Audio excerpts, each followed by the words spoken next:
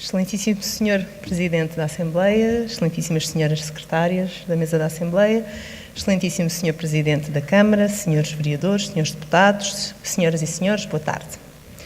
Discutimos hoje a proposta número 262/2018 e 263/2018, respectivamente, o relatório de gestão e as demonstrações financeiras do município de Lisboa de 2018 e a primeira revisão ao orçamento de 2019.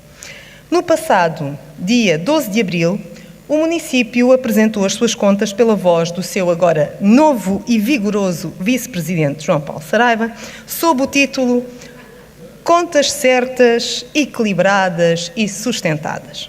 Vejamos então se estas contas estão efetivamente certas, equilibradas e sustentadas.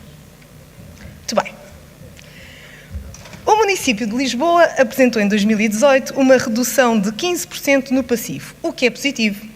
No entanto, o total deste passivo ascende ainda a 904 milhões de euros, dos quais 433 dizem integralmente respeito à dívida legal da Câmara, uma dívida que equivale praticamente a 80% do valor da receita fiscal corrente do ano. Correto, Sr. Vice-Presidente? Muito bem. O município aproveitou ainda a conferência de imprensa para informar que, no que diz respeito à taxa municipal de proteção civil, famosíssima, iria devolver em 2019 mais 3 milhões de euros de juros aos lesados do município de Lisboa, a que se somam aos 58 milhões já devolvidos em 2018, respeitantes à malograda taxa municipal de proteção civil. Portanto, em relação às contas certas, Sr. Vereador, acho que já estamos conversados, cobrou que não podia e agora promete devolver os juros de mora devidos e que jurava há um ano que não o faria, ou o faria só se fosse obrigado e, pelos vistos, agora foi.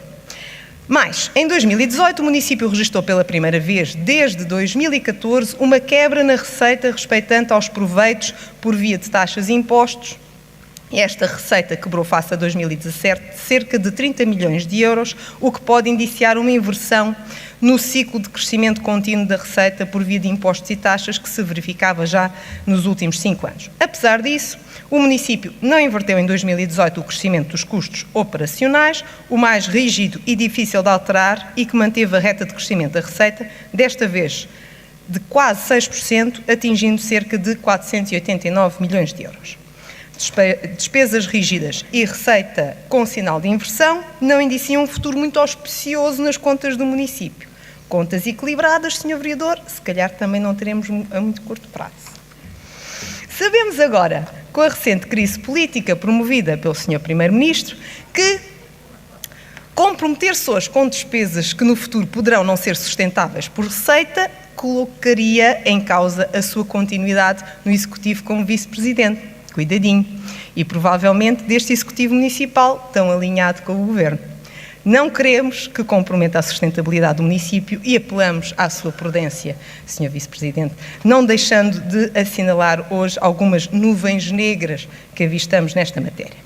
Outra afirmação habitualmente proferida pelo Vice-Presidente da Câmara é a de que o município apoia as famílias, pois em termos percentuais pratica a maior taxa de devolução do IRS, 2,5%, a taxa de IMI mais baixa de 0,3% e a mais baixa tarifa de saneamento e resíduos urbanos. Ainda assim, se considerássemos o valor absoluto de cobrança do IMI do cobrado per capita, o resultado seria diferente. Portanto, o amigo das famílias cobra 546 milhões de euros em impostos. Com amigos destes, o Sr. Vereador despende dezenas de slides a explicar isto e acha que é competitivo viver em Lisboa com os preços de compra e arrendamento que se verificam. Realmente, só mesmo o Sr. Vereador é que deve achar esses preços fantásticos. Tendo analisado o relatório de gestão e as respectivas demonstrações financeiras, o parecer do ROC e a certificação legal de contas, que em conjunto constituem a prestação da atividade e das contas da Câmara Municipal de Lisboa, desenvolvidas ao longo de 2018, está na altura de confrontar entre o que foi prometido no orçamento para 2018 e o que foi efetivamente concretizado nesse ano. Destacamos da análise os seguintes pontos. Primeiramente, e pela positiva, gostaria de saudá-lo a si e a toda a equipa pela forma como o documento está apresentado e suportado do ponto de vista técnico. Mas vejamos em relação ao conteúdo. Execução do plano de atividades por objetivo-programa em termos gerais. A taxa de execução em termos gerais na despesa da capital foi de apenas 69%. Pior ainda é olhar para a taxa de despesas de investimento, que foi só de 59% em montante, e estamos a falar de menos 22 milhões de euros face a 2017. Na análise dos eixos, eixo A, Lisboa mais próxima, habitação com taxa de execução de 64%. Eixo B, Lisboa empreendedora. As escolas com execução de apenas 68% e o empreendedorismo com apenas 37%. Ainda uma das vossas bandeiras, a participação cidadão, apenas 55%. Ao nível da receita, o grande destaque é a quebra na receita 3% de 20 milhões. A Câmara, apesar de governada pela esquerda e apesar de tanto criticar a especulação imobiliária na totalidade, recebeu 255 milhões de euros fruto de transações imobiliárias. No sentido oposto, demonstramos preocupação pela quebra na receita da derrama de quase 20%, o que são menos 19 milhões de euros e que choca no contexto económico atual de crescimento. Atratividade fiscal para as pessoas não tem certamente e, pelos vistos, para as empresas também não.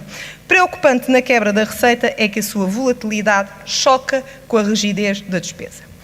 Ao nível, então, da despesa, o grande destaque é a subida da despesa corrente de 40 milhões de euros, cerca de 9%, e que, contrabalançando com a redução da receita, provoca desequilíbrios com degradação dos rácios. O município orgulha-se destes valores, mas a verdade é que não tem conseguido inverter a quebra da população no município.